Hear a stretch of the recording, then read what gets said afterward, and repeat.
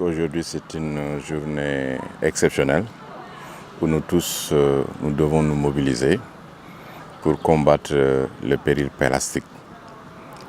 Et comme vous l'avez dit, donc, le Sénégal, dans ce sens-là, avait voté une loi qui interdit certains types de plastique, les plastiques de faible micronage.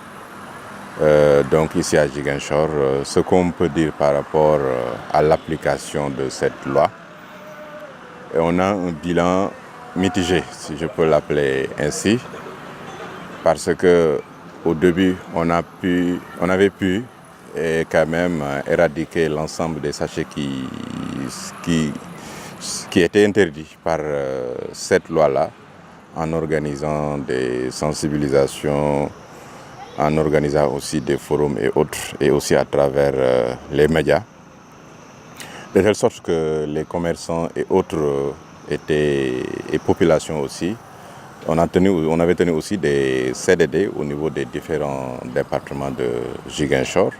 Et lors de ces CDD même, les populations, ce qu'elles voulaient, c'était l'éradication totale de tout ce qui est sachet plastique au niveau de la région de Ziguinchor. Que l'interdiction ne se limitait pas seulement aux sachets de faible micronage. Un sachet peut être au-delà même de 30 microns, mais qui n'est pas réglementaire.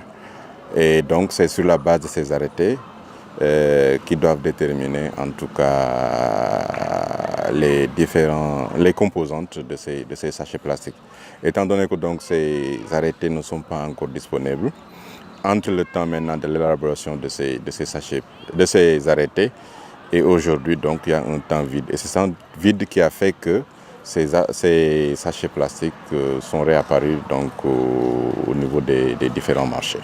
Comme vous l'avez dit, il y a un temps vide entre l'arrêté et l'application en fait, de la loi. Mais aujourd'hui, est-ce que vous ne pensez pas qu'il y a un problème déjà par rapport à ça? Parce qu'une loi a été déjà votée pour ça, mais on n'arrive pas à l'appliquer jusque-là.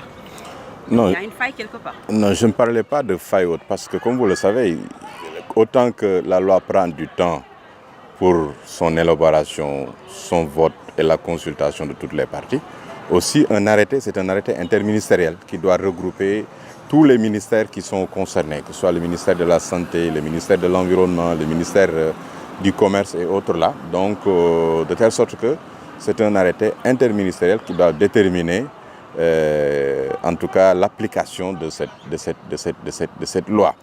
L'autre élément aussi, c'est le comportement des populations. Parce que là aussi, même s'il n'y avait pas de loi, compte tenu des méfaits et des conséquences, que ce soit sur la santé, sur l'environnement, sur le tourisme et autres de ces sachets plastiques-là, ça devait nous conduire à ne pas utiliser ces sachets plastiques, surtout de manière abusive. C'est pour ça que donc aussi il y a cet élément de changement de comportement et du comportement aussi des populations vis-à-vis de l'utilisation abusive des sachets plastiques qu'il faut prendre en compte. Parce qu'il y a un pays voisin qui est là à côté, qui n'a pas voté une loi, mais qui a juste pris un décret. Et présentement, les populations se sont conformées à l'application effective de ce décret-là. Je pense que donc à ce niveau-là, parce que si on doit, comme vous le dites, donc si on doit sanctionner, on doit avoir un sous-basement juridique qui permette de faire ces sanctions, ou bien de dire que ce que vous avez entre dans l'interdit. Mais tant qu'on n'a pas ces arrêtés-là, si on prend quelqu'un, donc on n'aura pas un sous-basement juridique qui va nous permettre d'appliquer la loi. À l'occasion de cette journée mondiale sans sachets plastiques, un appel à l'ancienne population. L'appel, c'est vraiment qu'on revoie notre manière de vivre, notre manière de se comporter vis-à-vis de l'environnement. Parce que l'environnement est agressé de tous bords.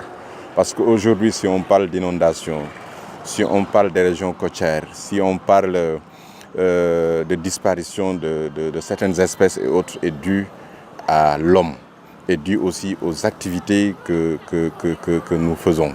Raison pour laquelle chacun de nous, en tout cas, doit prendre en considération l'environnement dans tout ce qu'il fait ou tout ce qu'il doit faire. Et puis dire que il faut qu'on se retourne aussi vers la tradition. Parce qu'auparavant, que ce soit nos grands-mamans ou autres, partaient au marché avec des calebasses et autres, mais aujourd'hui, on part au marché avec les mains vides. Ce qui veut dire qu'on revient du marché avec beaucoup de sachets plastiques et qui n'ont d'aucune utilité. Et parfois même, c'est des produits qui sont déjà emballés et qu'on vous met dans ces sachets plastiques. Vraiment, il faut qu'on revoie nos modes de consommation, qu'on revoie aussi le comportement qu'on doit avoir vis-à-vis de l'environnement pour que les générations futures aussi puissent trouver un environnement sain et vivable.